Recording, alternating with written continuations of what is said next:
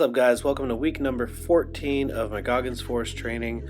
To be completely blunt with you, this whole week of training was just really shitty.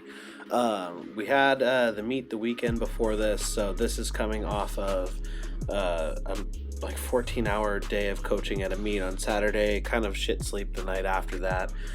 My body just wasn't really in the greatest mood to train.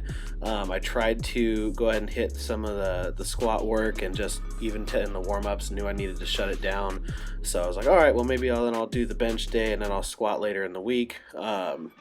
And that didn't feel very good either. My shoulders and traps and stuff were just all locked up and tight, and even though I did some work on them, it just wasn't feeling right. So I ended up just doing the lighter speed singles here on deads. So this is 315 for 10 singles. I'm gonna do a little bit of accessory work after that and pretty much just shut it down and called it a day. My body just needed to recover longer than the one day after having pulled a 14-hour day of handling 10 lifters. So on a positive note, everyone did really, really well, but on a negative note, my training for pretty much this whole week was shitty.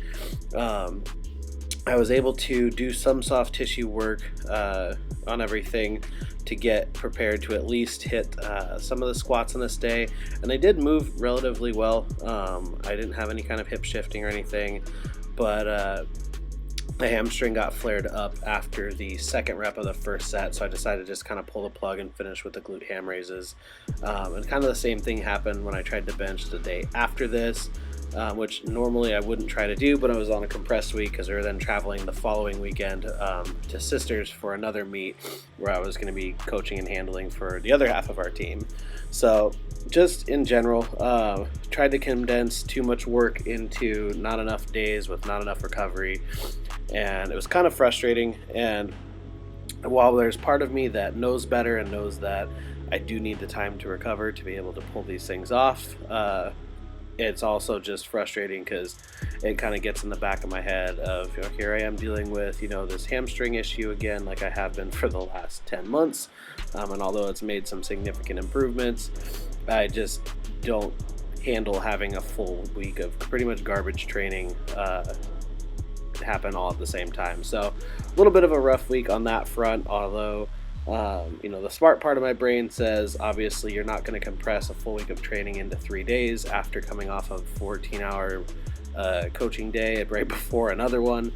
There's still part of me that wishes I was invincible and that those rules did not apply to me, and that I could still come in and smash some good training, because it is a little bit disheartening to be coaching 2 meets in between when I haven't been able to compete in a year as well. So, just a little bit of maybe not the most positive week, but just wanted to give you an accurate representation of kind of where I've been at. I know that after I get through this next weekend, I will be able to get back into a more regular training schedule, and everything will be just fine, because it's always just fine in the long run.